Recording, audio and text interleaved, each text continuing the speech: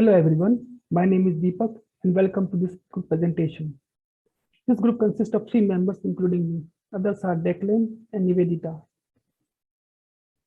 This presentation is divided into 5 sections: introduction, design choice, scheduler key features, its pros and cons, performance evaluation, and conclusion. In this project, we are expected to develop a scheduler that can meet certain scheduling requirements based on given base scheduler. And these are lower wait time for high priority players, lower total wait time, lower longest response time, and lower number of content switching. However, meeting all these criteria together is really a challenge. As I discussed, we have a few challenges here. There is a trade-off between different schedule performance. For example, in round-robin algorithm, if we try to reduce total wait time by reducing time quantum size, we can increase number of content switching. So we have a solution here. We have used multi-level queue structure. Here we have used 4 different queues. Each queue is a combination of round-robin and SRTF, that is shortest remaining time first. When more than 2 players arrives at the same time, they are sorted based on SRTF. As you can see, players from higher priority queues are allowed to play first. Once this queue is empty, only then players from low priority queue can play next.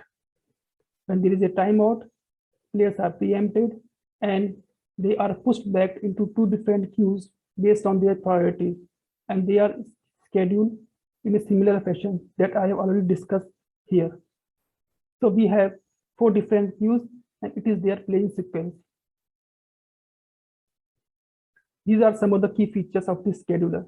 We have used quicksort algorithm to maintain SRTF queue because it is efficient and fast and it allows in-place sorting. However, it is fragile and it can generate worst case performance, but it is very rare. We have used shortest remaining time first queue because it can lower total wait time and it also allows preempting scheduling. However, predicting next CPU burst is very difficult. Fortunately, in this simulation, it is already provided. Here, long jobs may start. We have used round-robin queue as well. It gives fair chance to each player to play, and it also lowers response time.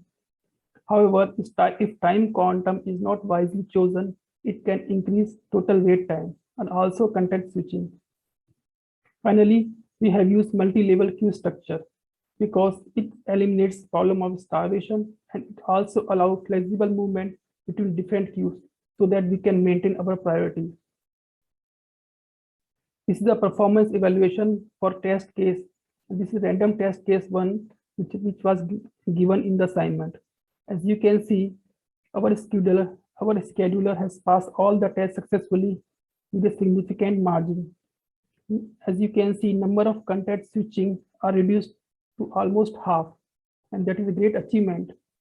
And you can also see longest response time is reduced, total wait time is also reduced, and total wait time for higher priority player is reduced to almost half.